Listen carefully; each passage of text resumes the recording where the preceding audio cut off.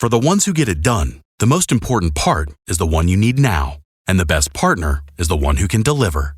That's why millions of maintenance and repair pros trust Grainger, because we have professional-grade supplies for every industry, even hard-to-find products. And we have same-day pickup and next-day delivery on most orders.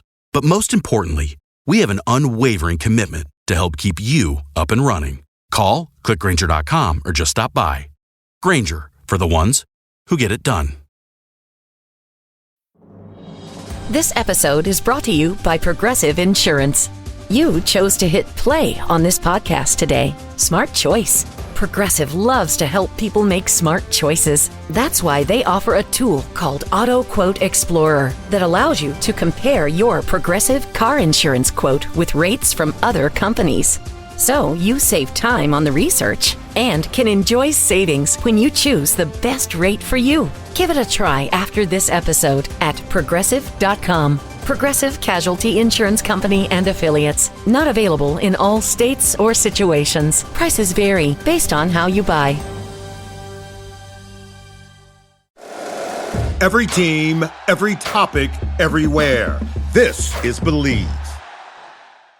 Welcome to Orioles on the Verge. This is Zach Spedden, joined as always by Bob Phelan and Nick Stevens. And we have a lot to get into on tonight's show as we're going to break down Samuel Basallo's surging performance at AAA Norfolk, as well as some tough news on the injury front affecting AA Chesapeake's rotation and the promotion of Blake Money from High A Aberdeen up to AA.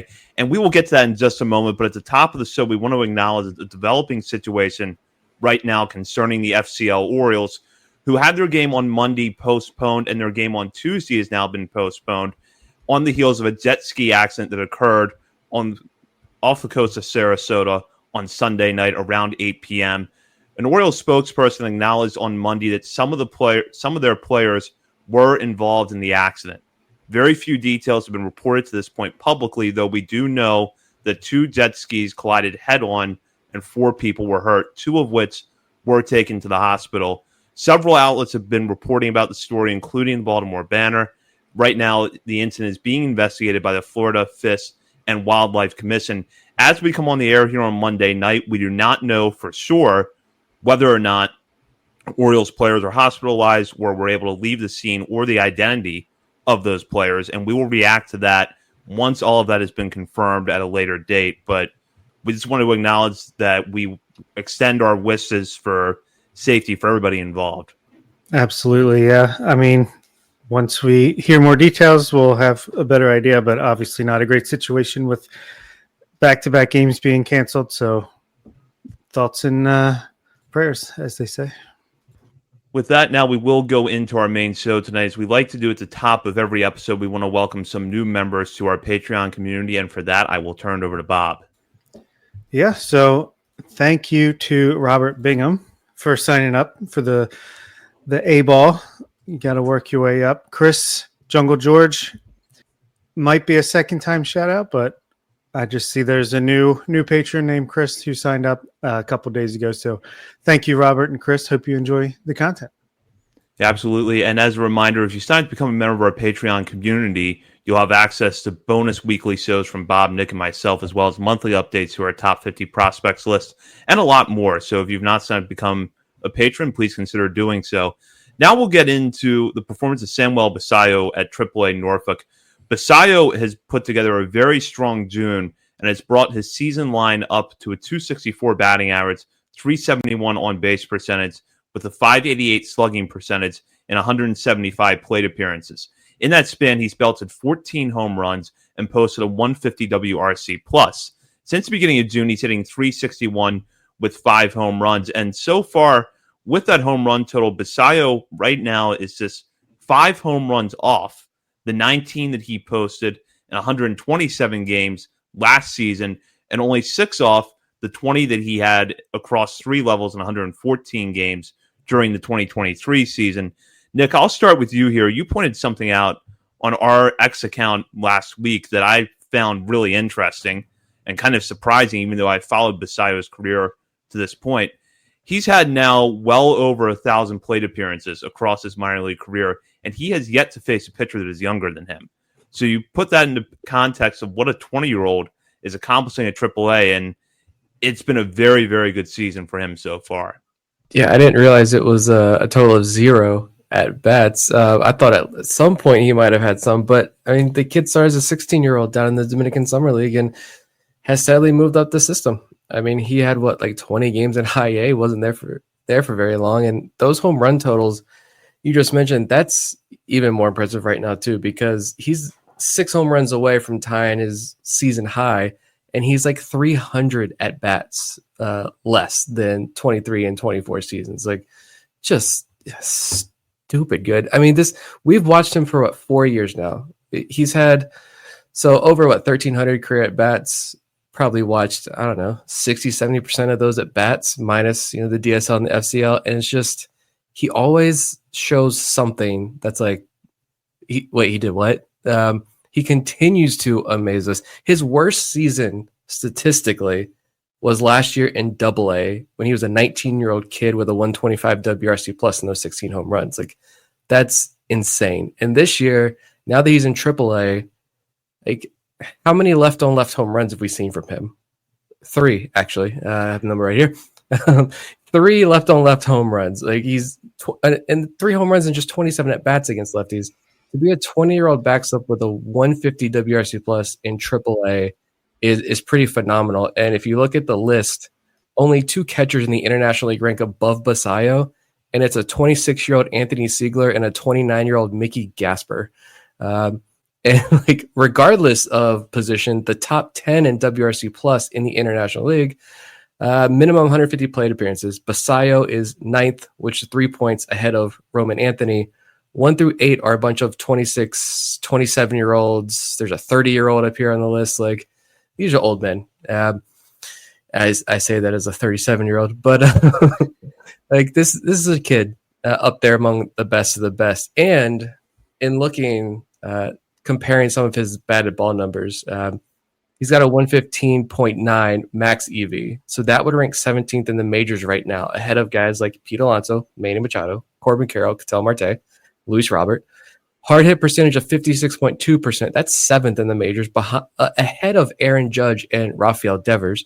San Francisco Giant Rafael Devers. And I go back to Eric Longenhagen's write-up on Basallo this year, and for years he's called Samuel Basallo, Rafael Devers with a catcher's mask. And like, don't trade him to the Giants. Seriously. But like, pick a batted ball data point from Basallo in AAA this year. And granted, it is AAA, but pick a data point, compare it to Rafael Devers this year in the major leagues. Like, it's the whole corporate wants you to find the difference. They're the same pitcher. Like, this is who they are. I mean, it's like, he's 20 years old, and it's mind blowing, and it leads to, like, I don't know. I feel like you can pick apart, like, we talk about Kobe Mayo, we talk about Jackson Holliday, like, you can pick things apart, and we can pick things apart with Basallo as well. But I want to say I feel more confident that Basallo will be able to get to the major leagues and have this impact stellar career in the majors, even more confidently say that than I did with a Holliday or a Gunnar or any of these other top prospects that have rolled through. Completely agree. And again, it's just what we've seen time and time again from him. It's just a constant improvement. Like, even from the beginning of the season to now, he's improved drastically. It feels like at least he's been more comfortable. If you go back and look at when he went on the IL for the hamstring strain, he comes back. If you skip the first couple games where he's getting his feet under him, April 30th to now, he's batting .280 with an OPS of 1024, 166 WRC plus, a 356 ISO. That's six doubles, 12 home runs in 118 at bats. And then if you just look at June, from June 1st to now, he's batting .361 with a 1217 OPS, a 217 WRC plus, a 417 ISO. That's 5 home runs and 36 at bats. He's just, the damage he does when he makes contact is astronomical. Like, it's ridiculous. So, Nick shared the little AAA StatCast card, and there's some blue on there where, he chases a bit, but like John Muley, when he comes on, he has said that he is almost too good at making contact, but there's actually a little more swing and miss in his game. I think it's probably more velocity. upper velocity that he probably hasn't seen much of as a 20-year-old who raced through the system. But clearly he's a guy that's adjusting. He's going to continue to adjust. And when he makes contact, it's just pure mayhem. It's just damage. The baseballs are dented. They are torn. He's a monster. He turns 21 in 2 months. It'll be interesting to see if he makes his major league debut at 20 or 21, but it's going to happen this season. That's for sure. Yeah, some of the things that you could pick apart with Basallo, Bob, you just touched on the fact that there are some things on his StatCast or in his StatCast data that are a little bit surprising. He does chase a lot. Strikeout rate so far sitting a little bit north of 25%, though it's worth noting that that's a considerable improvement over the 31% strikeout rate that he had in 21 games at AAA at the end of last season. The other thing is that Basallo does not pull the ball in the air for power necessarily. So this is someone who uses all fields. Now, we know that for right-handed hitters, this has been a subject of debate for several years with the Orioles, especially as the wall moved back. But what you see from Basallo is true all fields power. So when he makes contact, he can put the ball out just about anywhere. But is there anything that when you look at that data that concerns you that maybe Basallo could be challenged a little bit more than what we've seen so far? Long term, no. I really don't see anything that concerns me whatsoever. Long term, maybe short term, say he was brought up to make his major league debut tomorrow night. I think, again, just he's probably going to chase a little bit. He'll probably have a strikeout rate around 30%. But again, this is as a 20-year-old getting his first taste at the major leagues. But I still think he would probably have more success than Holiday did last year, just because, I mean, Holiday's a fantastic prospect player. We're seeing what he can do now that he's more comfortable and acclimated at the majors. But Basallo, even if he swings and misses half the time when he makes contact, it's gonna be for extra bases most likely, or at least for a very loud single. So, yeah, he's walking 14% about. So I just think it's there's really, like I've said many times, I think he's a better prospect than Gunnar, than Adley, than Holiday at the times that they were making their major league debuts. Clearly the lists disagree. I think he's still like 19th on Baseball America or something, which is insane. But yeah, I just think you see him doing splits over at first base, making awesome stretches and picks, and he's an athlete. He's getting better. Even behind the plate. He hasn't caught that much this year, but I can already tell that he's extremely comfortable back there. So the way he has that growth mindset with just the raw ability, I have literally no concerns long term. Yeah, he just gets dinged on those lists, I think, because he's a catcher. I think that's what it is. And saying this as, we put together a prospect list, we update it every month. We use this as a perk to come sign up for Patreon. We that gets the clicks, it gets the listens, it gets the views. People have prospect lists. I freaking hate them. I don't care what a national prospect list says. I truly don't. I don't care how many top 100 prospects the Orioles have. I truly don't.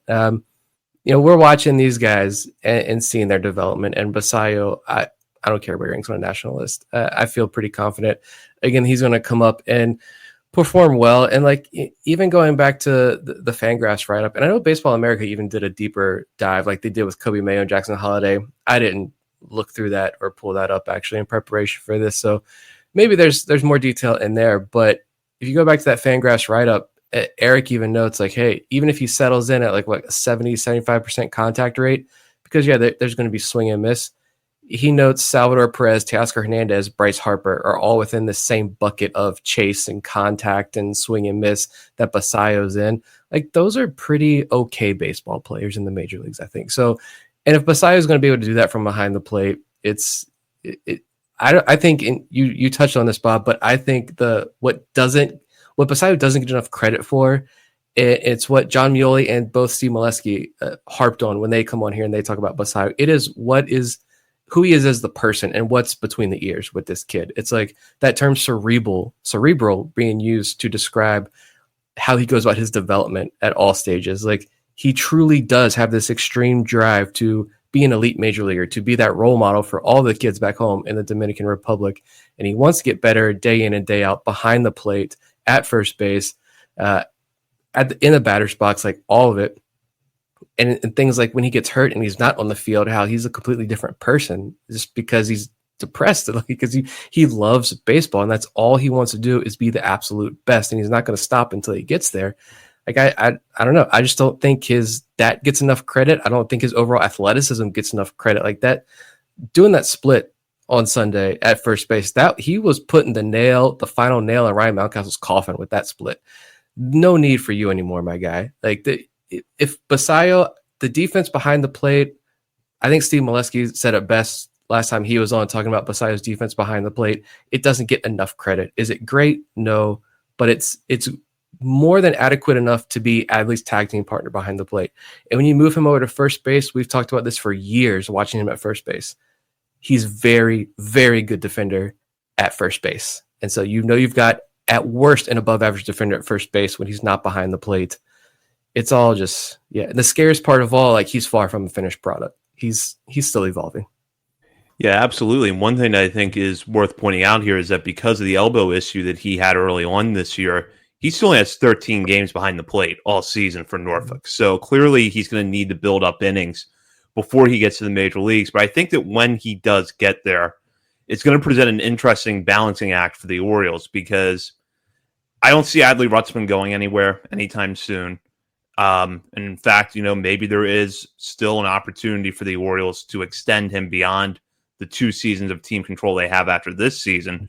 So Basallo, I think that the Orioles still want to develop him as a catcher, but you're going to want that bat in the lineup as much as you can get it in there. So his development at first base, I think, is really worth keeping an eye on as the season goes on.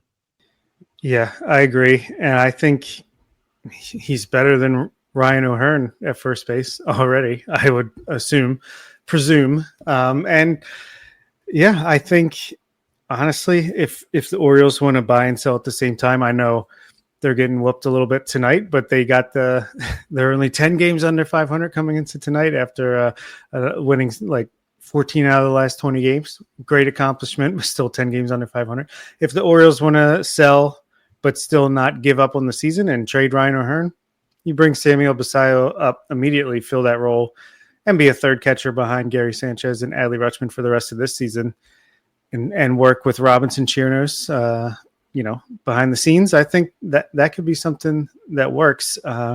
Still hoping that they're like not going to play the Rookie of the Year eligibility thing like they did with Gunnar and some others, and just say, all right, we extended him, now he's up immediately. But that's like a wish, and it's not going to happen. But yeah, I think it's just a matter of time. And like we talked about recently, how many home runs is he going to hit this season? How many in the minors? How many in the majors?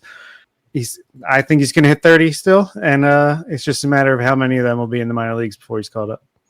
I'm trying to think, like, based on what the Orioles are doing right now, do we think if they're going to be out of it, do we think they go ahead and just keep him down? It's more likely that they just keep him down in AAA and say, look, you haven't been able to catch a ton because of the injury. We want you to have more time behind the plate because you are going to be, the teammates with Adley behind the plate next year in the big leagues, plus the Rookie of the Year thing. Like, I know we all want him up in the major leagues, but if the Orioles think they got a real shot at that pick, like they're going to do it.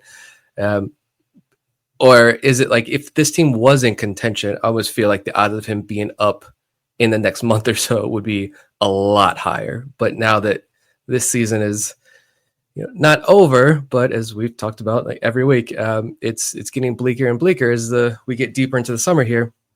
Even with this good stretch, I just feel like it's harder to see them bringing him up earlier this summer, unfortunately. But I don't know. Yeah, I still kind of see the timeline as late September, maybe even after the AAA season has ended. You have that couple-week window there where the majors are still playing. Because the Orioles is a plan for 2026. I think one of the things they need to figure out is, do you have to go get another Gary Sanchez type? Or let's say you get someone in the middle where you get someone who could be AAA depth for you if Basallo makes a major league team, but could be an adequate backup catcher in the meantime if Basallo has to go back to AAA for a little while. So I think you want to try to answer that question, and one of the ways to do that would be to give him some reps in the big leagues behind the plate at the end of the year if you're not in contention.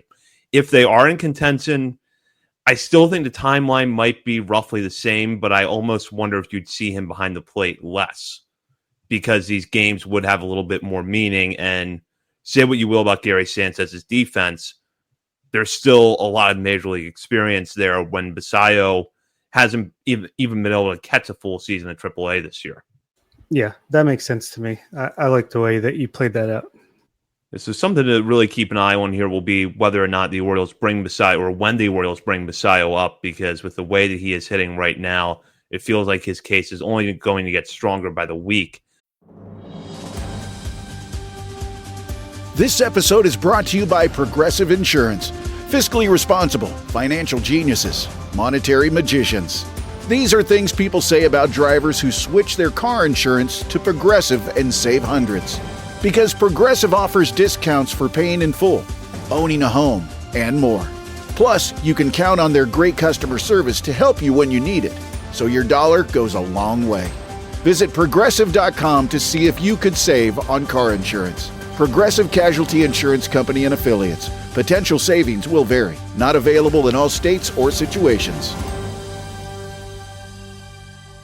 If your job at a healthcare facility includes disinfecting against viruses, you know prevention is the best medicine. And maintaining healthy spaces starts with a healthy cleaning routine. Grainger's world-class supply chain helps ensure you have the quality products you need when you need them. From disinfectants and cleaning supplies to personal protective equipment, so you can help deliver a clean bill of health. Call 1-800-GRAINGER, click Grainger.com, or just stop by. Grainger, for the ones who get it done. And we'll go on now to some tough injury news that came out of AA Chesapeake this past week, as Braxton Bragg, Trace Bright, and Levi Wells were all placed on the IL. And this came a week after Juan Nunez was placed on the season-ending, or the full season IL at Chesapeake. So the Bay Sox have lost some starters recently. In the case of Bright and Bragg, it was with forearm discomfort, while Wells is out with a right shoulder issue.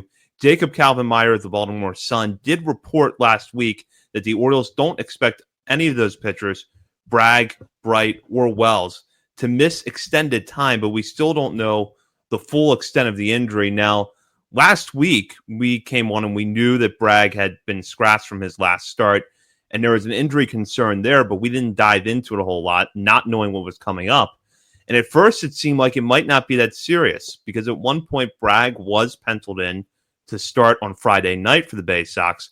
However, he was scratched from that start and placed on the IL. So for now, at least, one of the best stories of the minor leagues in the Orioles system so far this year is on pause. We hope for the best for all three, but we don't know exactly what's to come of this. So, Bob, I'll start. What's your reaction? I'm not thrilled about it, but I do think the Orioles wouldn't come out and say that they expect him back, or whatever the exact wording was. They don't expect him to miss much time. They don't say that if it's not true, in my opinion. I mean, Trace Bright, I'm shocked if that's the case, because he walked off with shaking his arm out with the trainer, I believe. So that's interesting. But for Bragg and Wells, I tend to believe it, because they had no real reason to come out and say that. And they typically wouldn't if it was a little more serious. So obviously it sucks, but I don't know. Especially with Levi Wells, he just had that abdominal issue or whatever that was. Maybe this is kind of just for him. It's like a way to, he's a little sore, a little banged up, maybe just manage the innings and then get him completely healthy again. Because we know at the middle of the season, any pitcher is going to be sore enough to go on the IL at some point or another, just like with Cade Povich in the majors. It's kind of half phantom, half real injury. But especially Bragg, like, I'm just hoping that it's what they say it is, and that he comes back and continue to flash the incredible stuff and progression that he's shown this year and get to AAA before the year's out. But of course, you're holding your breath whenever a pitcher hits the IL, even if it is minor, because it's just hopefully not a precursor to something worse. And you just never know with pitchers, especially in the year 2025. Yeah, I'm going to choose to remain optimistic about the Levi Wells shoulder again, because we know it was a shoulder issue last year that he missed like 5 weeks for. But yeah, you mentioned the oblique thing. So I'm going to choose to say like he's already up to like almost 40 innings. He only pitched 60 last year. He's a high intensity guy. So maybe there's a little overcompensation. I don't know how the body mechanics work with pitching. I'm going to say maybe a little bit of overcompensation, a little weary. Even though like this entire AA pitching staff is on the IL, it'd be not great timing for a quote unquote phantom IL stint, but still, like, hey, we're not going to rush this, right? There's no need. You're not getting to the major leagues this year. Let's calm you down a little bit here. We can find someone to log innings in a AA baseball game. Doesn't really mean anything. Bragg, just man, it's even Pham was or the forearm inflammation we saw, and now Bragg, and it's like until they're back on the mound and they've got a couple games under the belt, I'm going to be concerned, to be honest. It's like giving me flashbacks like Kyle Bradish all over again. It's like he's healthy and everybody's getting all excited. And we're like, I didn't even want to watch his rehab outings because I was afraid something's going to pop again right there. But it's going to be the same with like Bragg and Pham when they come back. But I'm going to choose to trust. Yeah, I'm going to play this weird mind game that the Orioles want to play. I'm gonna play along and just say like when Pat Riley went down, it was radio silence until he had surgery this morning. He's out for a year. It's Tommy John surgery. So I'm gonna choose to believe that because they've been so upfront with everything, that they do strongly believe that it's not an extreme situation, and this is just they just need some time. It's not going to be 7 days. Obviously, the 7-day IL means absolutely nothing in minor league baseball. But within 2-3 weeks, they should be back on the mound. But yeah, this growing IL, it's not just in the major leagues; it's in the minors as well. And you look at pitchers, like how many guys are getting called up to AA to throw when Excel Correa getting called Cohen Aiken, like these guys having to make spot starts in AA because they need arms. Unfortunately, we'll see what kind of impact this has by the end of the year with having to force guys up and down and all around and maybe pitching at higher levels a little too early. But hopefully we can find some peace with a lot of these AA arms over the next 2-3 weeks. I did a count before the show, and from what I can tell, or from what I counted, of the 22 pitchers that we had on our preseason top 50, 12 have spent at least some time on the IL this year. There's only one confirmed Tommy John case, and that is Pat Riley, though we know Edgar Portes, who also started this year at Chesapeake, is out for the season. Juan Nunez, it's worth pointing out, was not eligible for our preseason top 50 after being chosen by the Padres in the Rule 5 draft, but let's say he had been in the organization at the time we were putting the list together, he would have almost certainly been on it. So now you'd probably be looking at 13 of 22 on the IL, and Chesapeake getting hit the hardest of any affiliate because not only do they have the pitchers that just went on the IL, but Zach Fruit is out, Alex Pham, as Nick mentioned, is out. So it has been a tough stretch, and I think that credit to guys like Cohen Aiken and Excel Correa that have been able to come in those tough situations and eat innings, but you do wonder how much longer can you make that work? Yeah, the Juan Nunez thing is this has just been weird from the start. I don't know how you guys feel. It's like he missed, 3/4, 80% of last season with that injury, gets plucked by the Padres, and of course, we're following along every time he gets on the mound, everything you could find written about Nunez. Nunez was in those spring training, all the spring training articles. Here's my roster prediction, volume 1, volume 2, volume 18. None of them ever had Juan Nunez in any of the articles that I found leading up to from Padres camp. So it seemed like Juan Nunez never had a real shot of making it with the Padres. And then he comes back to Baltimore and it's like an inning here, an inning there. And then they finally start to unleash him and he goes in the IL. I was like, okay. And I think I clicked on a Baseball America article and it said he'd been transferred to the full season list. I'm like, wait, his player page doesn't say that. I think later that day, then they changed it on his player page. I'm like, all right, well, what's going on then? Is it the injury from last year? Is this a new injury? It's just been a whole weird situation with Nunez, I feel like, since spring training this year. Yeah, I completely agree. It's almost like they didn't expect to get him back. I don't know. It was weird how it was handled. And I could kind of see where it was like, okay, you're coming off this shoulder thing, so we're going to start you off with an inning or two and then slowly build you up throughout the season. And the stuff still seemed great. Like he was getting plenty of whiffs and strikeouts, but a lot of walks. And then, yeah, boom, full season IL. Hopefully I don't know what I hope. It's probably not good. It's either Tommy John or something else with the shoulder maybe. But yeah, it was a very, very weird. It was like almost, I expected to be at least the organization to feel more excited about the return of Juan Nunez, and it was kind of just like, oh, Juan Nunez is back and barely pitching, and now he's hurt. Yeah, I didn't know what to make of it, because let's go back to when the Padres took him. Basically, the reaction from AJ Preller was, well, our scouts really like him. But there was no indication at that point if he was healthy enough to even be on the Padres opening day roster. He, pitched in camp, and from a little bit I could tell he was holding his own, but like Nick said, I don't think it was ever a foregone conclusion in spring training that Nunez was going to make the Padres roster. And then he comes back to the Orioles, and this is what I found the most interesting, was that when he came back and was put on Chesapeake's roster to begin the season, he was pretty much used in short relief outings early on. Then they started to gradually build his innings up, and then at the beginning of May, put him in the rotation. He didn't have a start, however, that went longer than 2 2/3 innings. I watched what was his last start at Harrisburg on May 20th. And as I'm watching the game, it's like, all right, the velocity seems like it's okay, given he had the shoulder injury, given that he's building himself back up. And his command was not sharp that night. Or actually, it was decent that night. Didn't walk any batters, but was getting hit around a little bit with some balls that he left in the zone. And then that ended up being his last outing. So we still don't know exactly what is wrong with him, but I'm kind of left to wonder, was he ever fully healthy?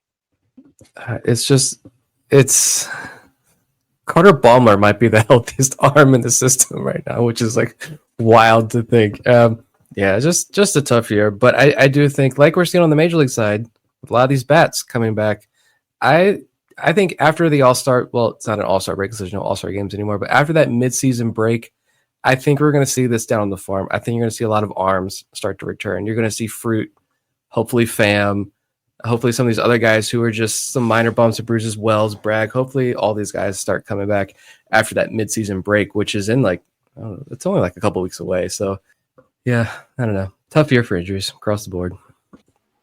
Yeah, absolutely. Majors, minors, Orioles, non-Orioles. It's all there's no such thing as a healthy pitcher. It's just, I'm not injured currently. This episode brought to you by Progressive Insurance. Do you ever find yourself playing the budgeting game? Shifting a little money here, a little there, and hoping it all works out? Well, with the Name Your Price tool from Progressive, you can get a better budgeter and potentially lower your insurance bill too. You tell Progressive what you want to pay for car insurance, and they'll help find you options within your budget. Try it today at Progressive.com. Progressive Casualty Insurance Company and Affiliates. Price and coverage match limited by state law. Not available in all states. If you work in quality control at a candy factory, you know strict safety regulations come with the job. It's why you partner with Grainger. Grainger helps you find the high quality and compliant products your business needs to inspect, detect, and help correct issues. And the sweetest part is, everyone gets a product that's as safe to eat as it is delicious. Call 1-800-GRAINGER, click Grainger.com, or just stop by. Grainger, for the ones who get it done. That now, we will go on to some good news that came out over the weekend as Blake Money was promoted from High A Aberdeen up to Double A after 53 very good innings for the Ironbirds. Money posted a 3.57 ERA to go along with a 3.9 FIP, 3.33 xFIP, and struck out 65 batters in that span while walking just 18. This comes off of a very good full season debut for Money, in which he threw 103 innings at Low A Delmarva last year. And we spent a lot of the second half speculating about when Money was going to get to move up from Delmarva to Aberdeen. He was in that camp. Braxton Bragg was in that camp. Riley Cooper, to a certain extent, was another name we would bring up. And it didn't happen. But as we saw with Bragg earlier this season, that was not indicative of how the Orioles planned to move them along going forward, because Bragg got the jump up early in the year. And while Money's promotion does come at a time where Chesapeake desperately needs pitching help, it's also a very deserved promotion. I don't think that Money had a whole lot left to prove in high A. And Bob, I'll start with you here, because I think out of the three of us, you've had Money on your personal top 50 probably the longest and ranked the highest. So what should we look for with Blake Money?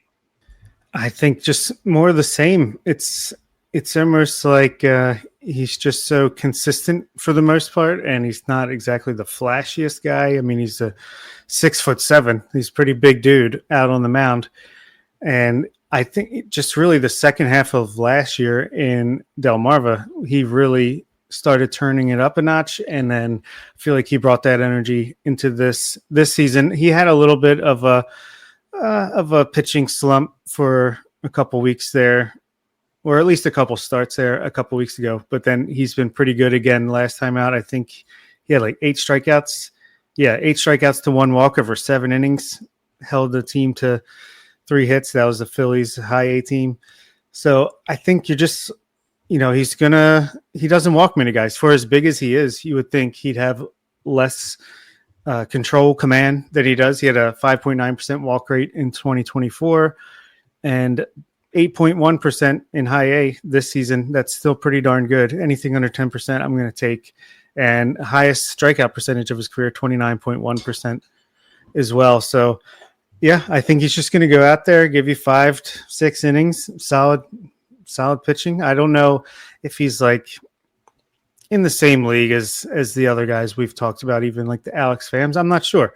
He might ultimately have to go back to being a reliever long-term in the majors. We'll have to see. But I think for now, he's just another in a long run of arms in this organization, especially him out of the 2023 draft. Yeah, 12th round pick. That is the draft that just keeps on giving. And yeah, I'm excited for him. And yeah, I think it's interesting, right? You see Cohen Aiken comes up, makes a couple AA starts. Etzel Correa, I think we just figured out that's how you pronounce his first name, Etzel Correa. He was pretty solid. He only struck out 1, walked 2 in his little spot start there, but held his own, only gave up a run or 2. But this is a little bit different. This is like we're announcing it through the media that he's being promoted. So yeah, hats off to him. And I'm sure as soon as Michael Ferret is able to go up to 75 pitches in a start, he'll be joining him shortly. Yeah, I really think Correa goes back to high A to work out some more, because he only had a couple starts there. And maybe it just, I don't know when that last Blake Money start was, but it was recent. I feel like AA just needed an arm. But Money's going to be the consistent guy that comes up and logs a lot of those innings now. I would almost be willing to say that over the last 2 years, he's probably been, if not the most consistent minor league arm, like top 3 most consistent arms down on the farm. Like it's the highs maybe never be too high, but there's never any like low lows with Blake Money. He just goes out, he throws a ton of strikes. He fills the strike zone up, and guys can't hit it. And I would love to see like the fastball metrics, because I imagine they're pretty phenomenal. I bet the fastball really stands out because it's not like an overpowering. I think he can run it up to like 95, 96, but I think he's more probably 91, 92 range maybe. But I bet it's like massive extension plus IVB. Like I bet all those pop. And he throws a lot of strikes. He gets guys to chase on the slider. And he gets up promoted to high A this year, and guys are making way less contact. He's getting more swing and miss this year. Like, I don't know, he's just very quietly gone about, done his job. And yeah, we'll see. It's kind of like, all right, you're in AA now. It's a lot more real. Let's see what he can do. I'm intrigued. I'm excited to watch this guy pitch in AA and see what he can do. See if he can continue to miss bats, because we know walks already aren't an issue. He already lives in the zone with a lot of success. So how's that going to translate to AA? And we'll see this week. Yeah, he almost reminds me of like a taller version of Brandon Young or Zach Eflin, like just pounding the zone. Fastballs probably plays up better than the velocity would indicate. Yeah, let's get him in the AAA so we can get some data on him. Yeah, exactly, because you think about the kind of pitchers or one type of pitcher that has had success in the Orioles farm system in the last few years. It has been the righties that don't have the overpowering fastball, but with good spin. Brandon Young comes to mind. Cameron Weston is settling and pitching really well at Norfolk right now, and we don't have as detailed of data on money as we have on those guys, but I'd have to think that he falls into the same bucket. And with that, now we will go into our final segment of the night. Last Call, brought to you by Checker Spot Brewing, located at 1421 Ridgely Street. Checker Spot is not far from Oriole Park at Camden Yards, making it the perfect place for a pre- or post-game drink. And when you're at the ballpark this year, be sure to check out the beer stand behind home plate to get the Bird is the Word, one of Checker Spot's signature beers. And for our last call segment on this episode, we will do our usual shout-out of players outside the top 30 portion of our top 50 prospects list for something they've done recently, whether it's been a good game, a good week, or maybe just something interesting in their stat line that we want to point out. And I want to start with Nick, who has a couple of guys that fit into what has become an increasingly fun Delmarva Shorebirds team. And a couple of guys with the same first name. Yeah, this is the Luis segment. Going out to Delmarva, Luis Almeida, first and foremost, it just because, first of all, his MLB player page, I don't know if you guys have looked at it. It's a beautiful photo as the header of his page. The warehouse, packed stadium, lots of orange, very beautiful photo. But it's Heston Kjerstad up at the plate. So get it together, MLB. Anyway, I just wanted to shout out Almeida because he's fallen closer to the 40 range on our top 50 list over the last couple of years. Multiple shoulder injuries, ankle injuries. Like, it has been an injury-riddled career so far for Almeida, who I think we all know the backstory. We all thought he was going to be this unique signing growing up in Jersey, but getting this huge signing bonus, a record signing bonus for an Orioles international prospect at the time. And unfortunately, it's been a slow start to his career, but he also gets promoted. Of course, Nate George gets all the highlight. That guy, talk about passion, talk about energy. This Delmarva team, to say they're fun to watch is an understatement. Now, they are must-watch TV, especially with George out there about to have an aneurysm with each base hit he has. But like Lorenzo, he's settling in. He's the youngest, I think, of the three. But Almeida, he's there. He went 6 for 18, so a 333 average with a double in the first week of play. And this, after last year, he finally got healthy. And the last month of last season in the FCL, he had 15 walks, OPS of 855, 4 total extra base hits after he hit just 3 all year up to that point. It was a phenomenal final month of the season last year, and that's translated into the FCL this year and then now to Delmarva. And I just think, like, watching him a little bit last week, he just looks like he belongs. And I think that's the big thing. We always talk about how Delmarva's typically been a favorite level of ours, because this is where it's the hardest to evaluate these guys. And it's where the fun is, I think, for a lot of us in what we've done the last 5 years. You can tell almost instantly who's a dude and who's not. Some guys you might need a little bit longer, but you can just tell if you watch enough Delmarva and low A baseball, which I would not encourage you to watch a ton of low A baseball. But when you do, you see the difference. And I think Almeida belongs. And so I just wanted to shout him out, because if you've forgotten about him, well, that's fair. I think a lot of people have, but yeah, don't write him off yet. Let's see what he can do. And if he finishes this year healthy, he could still find himself starting in high A next year. He doesn't turn 20. I think his birthday is like late April or something.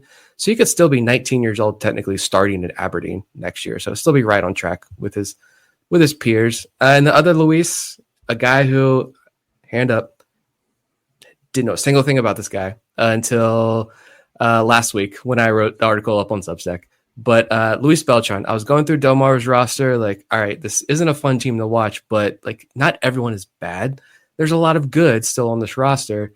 And I wrote that article up on Substack. I see Luis Beltran here.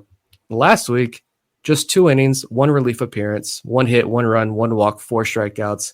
Okay, fine. But he had 11 whiffs in 2 innings, which is pretty good. He's 6'4". He's 21 years old. He signed in 2023 international signing class. And Eric Longenhagen did have a note on Luis Beltran in the 2024 top prospect list and one of those extra blurbs at the bottom. And it just said Beltran is 6'4", 20-year-old righty who has been sitting 95 to 96 in the DSL with a mid-80s slider and basically no strikes. That's because his first 2 years in the Dominican Summer League, he had a walk rate of 25.2% in both years. This year, though, in the FCL, He had a 45% strikeout rate with a 10% walk rate, gets bumped up to Delmarva, and it's been just a couple of innings, but the guy's got a swinging strike rate of like 24. I'm reading from my article. This doesn't include the last outing. I don't even know if I have it up here. It's somewhere. It's like a over 20% swinging strike rate with a 42% call strike plus whiff percentage before this last outing. Small sample, but yeah, I'm now paying attention. I'm watching Luis Beltran when he makes an outing down in Delmarva. Yeah, 40% strikeout rate in low A, 16% walk rate after, what is this, 5.2 innings, 10 strikeouts, 4 walks. Yeah. All I know is he's tall, throws hard, and he misses bats. I like it. But I will say that for Luis Almeida and Nate George and Joshua Lorenzo, so I can't remember who on the Discord said it, but it rings really true where, you know, you've had the Edwin Amparas, Luis Guevara's, Braylon Taveras, who've been in Delmarva and promising guys still. Raylan Ramos even a little bit. But they look like teenagers playing in low A ball. Nate George looks like John Rhodes. He's got John Rhodes like bulked up legs. Joshua Lorenzo is just a big presence, and Luis Almeida looks like he belongs too, even though he's very young still, just turned 19 not that long ago. So they just, if nothing else, and obviously Delmarva has gone from probably one of the lower on the watchability scale to start the year to now, like probably the top when Samuel Basallo is not due up. But yeah, they look like a different team. All right, I'll go into my guys here, and my hitter is going to be Anderson De Los Santos. Funny enough, who is a guy that I think John Muley joked, how's he still in this organization? Because it feels like he's been here forever and just hasn't really lived up to the potential. But he's a guy that has always been able to hit the ball hard when he makes contact. He's still only 21 years old, believe it or not. And it's like his, I don't know, third taste of high A ball, maybe, or at least second.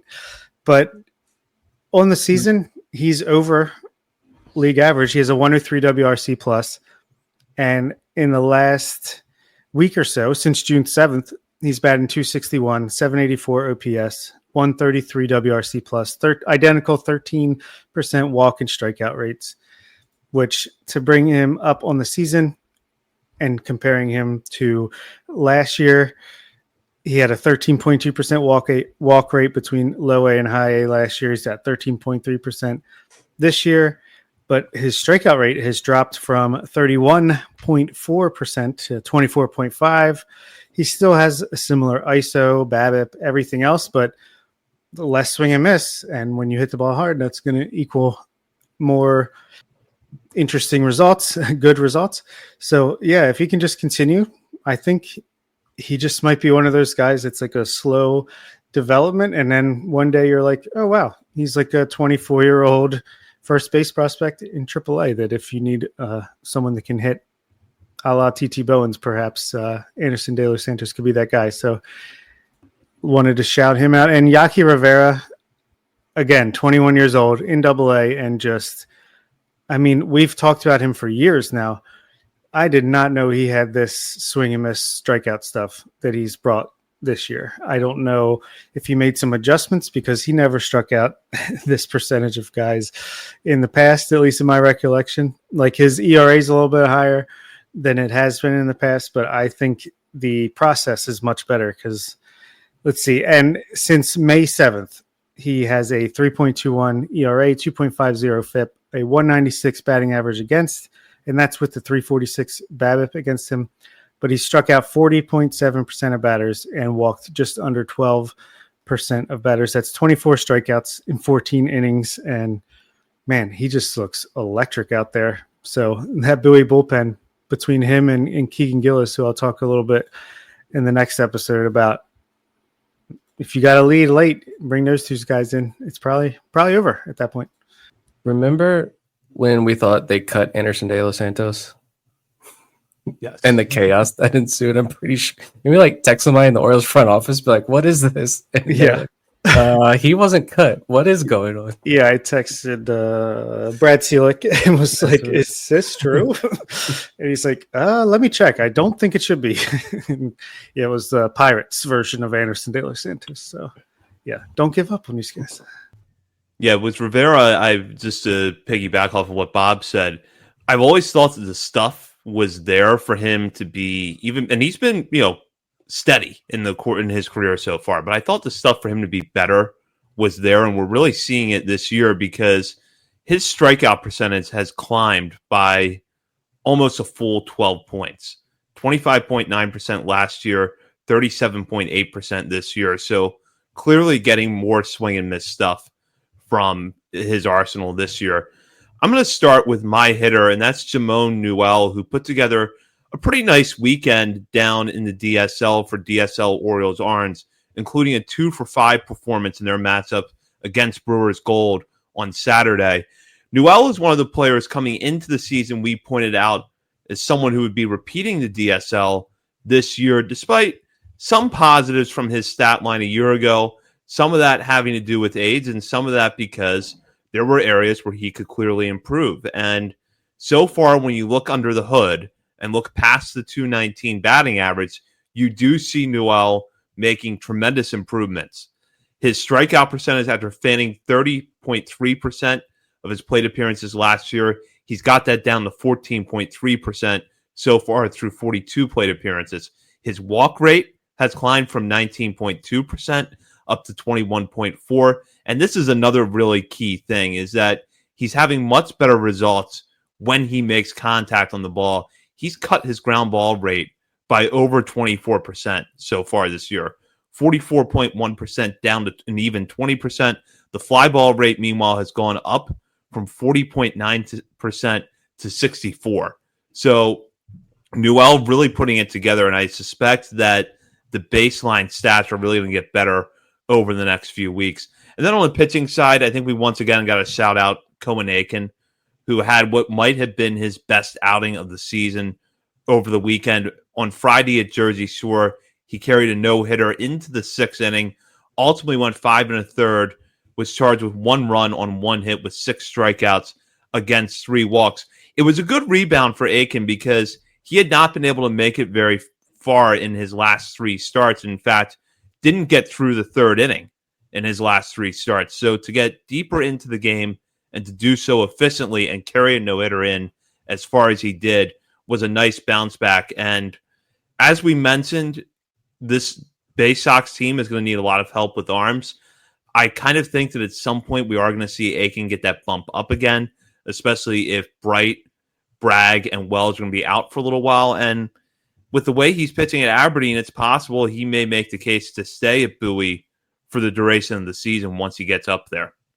And for that does it for this episode. We will be back later on this week to break down some players that we think should be promoted during this season. We'll have that for you later on in the week. In the meantime, you can check us out on our many social media channels, including Facebook, Instagram, Threads, X, TikTok, YouTube, and Twitch. We're also over at Substack, Orioles on the Verge.substack.com. And while you're browsing around the internet, be sure to head over to our Patreon community and sign up to become a member today to $3, $5, or $10 levels. You'll have access to patron-only channels within our Discord, as well as bonus weekly coverage from Bob, Nick, and myself, and monthly updates to our top 50 prospects list. So for all of that and more, head over to Patreon now to sign up and become a member of our community. For Bob Phelan and Nick Stevens, this is Zach Spedden. You've been listening to Orioles on the Verge, part of the Believe Podcast Network. For the ones who get it done, the most important part is the one you need now. And the best partner is the one who can deliver. That's why millions of maintenance and repair pros trust Grainger, because we have professional-grade supplies for every industry, even hard-to-find products. And we have same-day pickup and next-day delivery on most orders. But most importantly, we have an unwavering commitment to help keep you up and running. Call, click Grainger.com, or just stop by. Grainger, for the ones who get it done. Hey, I'm John Ashton. And I'm Neil Michaels. And we are the hosts of the Approach Shot, the golf-flavored podcast. Golf-flavored? What does that mean? It means we talk with celebrities like athletes, actors, and authors about their careers, their passions, and what sets us apart, their golf game. Hence the golf-flavored. Got it. Yeah, we've had terrific guests like baseball all-stars Fred Lynn, Brett Saberhagen, Dale Murphy, Chris Sabo. And football all-pros like Dwight Freeney, Lofa Tatupu, O.J. McDuffie, Jeff Garcia. And from TV, how about Richard Karn from Home Improvement, Donnie Most from Happy Days, Ben Higgins from The Bachelor? You get the idea. I certainly do. We have a lot of laughs, and our guests love to tell amazing stories. Join the fun by downloading an episode or 5 of The Approach Shot today. And not today. Maybe tomorrow. Today I've got to wash my hair. Really, John? Bragging about your full head of hair again? Got it. You flaunt it, man. And if you don't? Download The Approach Shot today on Apple, Spotify, iTunes, iHeart, or wherever you get your podcasts.